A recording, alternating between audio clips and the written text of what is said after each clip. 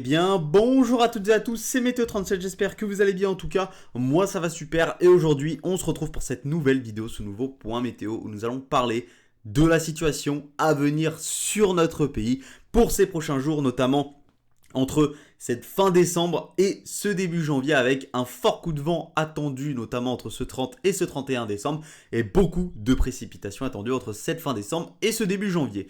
Tout d'abord, j'espère que vous avez passé un excellent Noël, j'espère que vous avez profité à fond de vos proches, que vous n'êtes pas tombé malade pendant ou après Noël, pas comme moi par exemple, j'ai très mal à la gorge actuellement, donc c'est normal si parfois ma voix est un petit peu différente durant ce point météo, c'est parce que je suis toujours malade, donc j'espère que ça n'a pas été votre cas et que vous êtes toujours en pleine forme.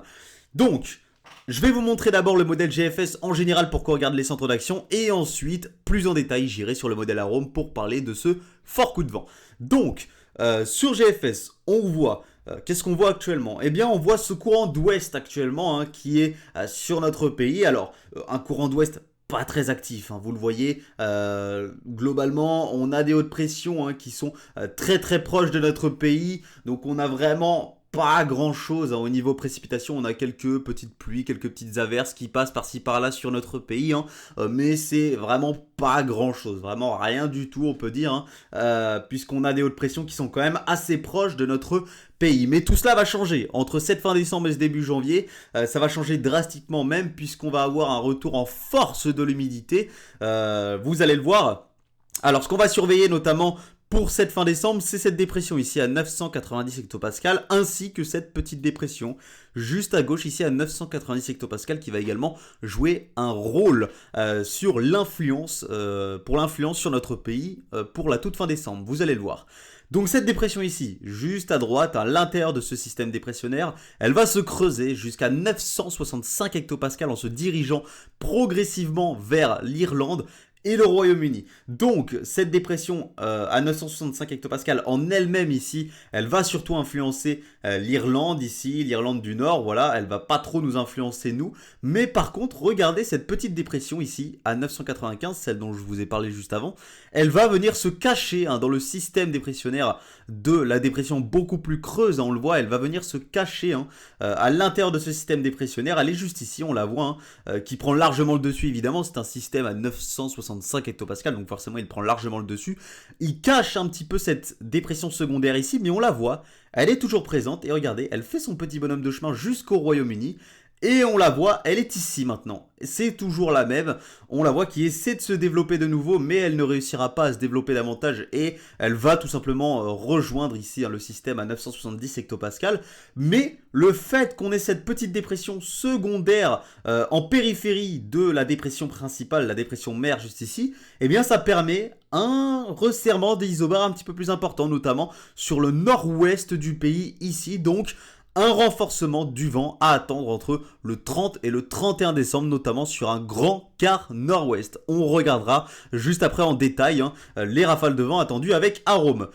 Et on attendra donc également avec forcément le passage de dépression, le retour en force de l'humidité avec une perturbation très active, notamment sur le quart nord-ouest, qui va apporter beaucoup de pluie et qui va apporter beaucoup de pluie sur une grande partie du pays évidemment. Les seuls globalement qui vont échapper à la pluie entre cette fin décembre et ce début janvier, encore une fois, c'est les régions du sud, notamment de l'extrême sud, l'extrême sud-ouest, l'extrême sud-est. Toutes ces régions-là vont, encore une fois, échapper aux précipitations.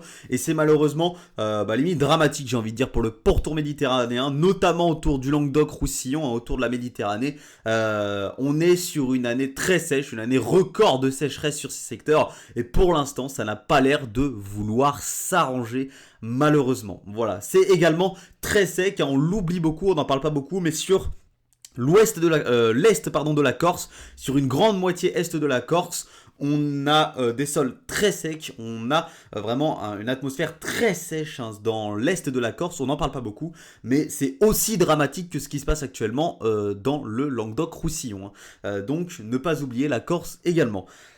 Sinon, sur une grande partie du pays, vous le savez, la sécheresse a été annihilée complètement depuis novembre-décembre, enfin depuis notamment mi-octobre, novembre, décembre. Voilà, hein, globalement la sécheresse a été annihilée sur tout le reste de la France, même sur l'ouest de la Corse. Voilà, on n'a aucun problème au niveau de on n'a plus de problème en tout cas au niveau de la sécheresse sur tout ce secteur, mais ça reste dramatique, notamment autour du pourtour méditerranéen. En tout cas, pour les secteurs qui avaient déjà été sinistrés par des inondations, c'est une très mauvaise nouvelle ce qu'il va se passer ces prochains jours, puisque à l'arrière de cette perturbation tout simplement, enfin de cette dépression, eh bien on va avoir un défilé de perturbations tout simplement. On a de nombreuses dépressions qui vont influencer notre pays et qui vont nous apporter énormément d'humidité ces prochains jours. On voit très bien ce courant océanique, cette rivière atmosphérique tout simplement sur notre pays qui se met en place.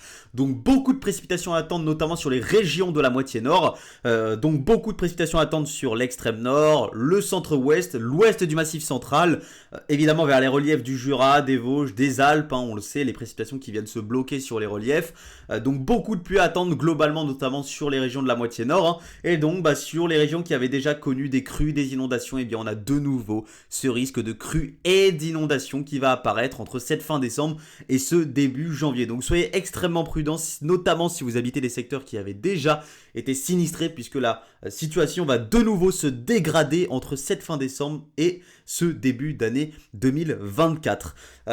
Donc voilà globalement ce que j'ai à dire sur la situation à venir pour début janvier. On aura un défilé de perturbations, on surveillera quelques renforcements de nouveau du vent, on pourrait avoir de nouveaux coups de vent, notamment vers le 2 janvier ici, on pourrait avoir le vent qui pourrait de nouveau se renforcer. On voit ce resserrement d'isobar entre voilà vers la moitié nord en allant vers les régions centrales. Donc on surveillera également ces coups de vent potentiels au passage de ces petites dépressions, mais ce sera pas grand chose, ce sera des coups de vent voilà globalement assez classiques. On verra bien si on pourra avoir coup de vent, voire fort coup de vent, mais en tout cas pour l'instant on a effectivement ce risque de coup de vent pour les premiers jours de cette année 2024. Maintenant on va aller sur Arome pour regarder les rafales de vent attendues entre le 30 et le 31 décembre. Hein.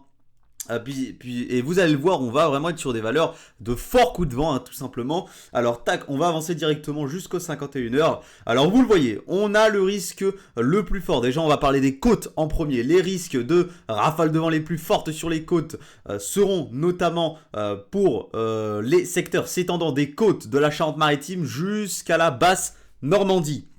Sur ces secteurs-là, les rafales seront généralisées entre 90 et 110 km/h. Localement, on pourrait atteindre les 120-130 km/h, notamment en allant vers les côtes des Pays de la Loire et de la Bretagne. Donc prudence si vous habitez tous ces secteurs. En allant un petit peu plus au nord, vers les côtes de la basse Normandie et de la côte d'Opale, les rafales seront moins fortes, mais on pourrait quand même atteindre les 110, voire très localement 120 km/h sur ces secteurs. Donc prudence quand même, on sera sur des valeurs de forts coups de vent localement sur ces secteurs. Même si ce sera dans une moindre mesure par rapport à la Bretagne et au Pays de la Loire notamment. Donc on sera quand même sur des rafales localement tempétueuses. Hein, si on atteint les 120, 130 km/h entre Bretagne et Pays de la Loire, c'est des valeurs de tempête tout simplement. Mais elles seront trop locales, et même à l'intérieur des terres, les rafales tempétueuses seraient certainement trop locales pour qu'on parle d'une tempête. Hein. Donc on parle simplement d'un fort coup de vent sur notre pays.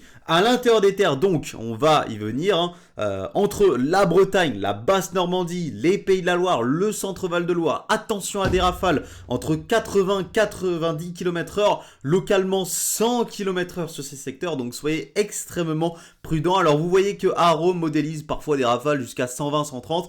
Bon, j'y crois pas trop. Hein. Alors, on le sait, hein, les rafales les plus fortes auront lieu à l'arrière de la perturbation, notamment sous grain ou sous averse, puisqu'on va avoir derrière un ciel de traîne qui va se mettre en place, notamment à partir de la toute fin de nuit, matinée du 31 décembre. On va avoir ce ciel de traîne qui va se mettre en place, qui va donc apporter de fortes rafales de vent sur un grand quart nord-ouest du pays notamment. Hein.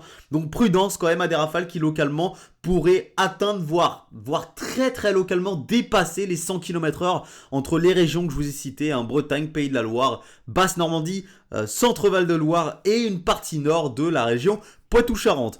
En se dirigeant ensuite vers les Hauts-de-France, la Haute-Normandie, l'Île-de-France, la Champagne-Ardenne, on pourrait avoir des rafales qui localement pourraient atteindre les 80-90 km/h sous averse. mais globalement, ce sera dans une moindre mesure par rapport à ce qu'on aura un petit peu plus à l'ouest, hein, vers le quart nord-ouest, hein, tout simplement.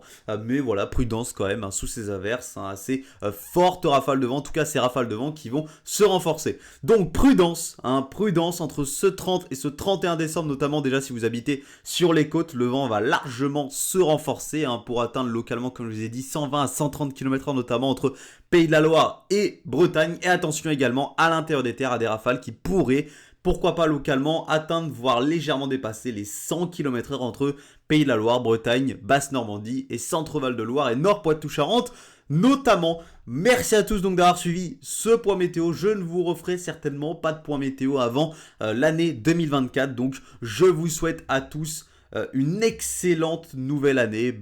La santé évidemment, tout ce qui va avec, les meilleurs vœux, hein, évidemment. Donc merci à tous en tout cas d'avoir suivi ce point météo. Je vous souhaite à tous une très bonne année 2024 et nous on se retrouve donc certainement en 2024. C'était Météo 37, bye tout le monde.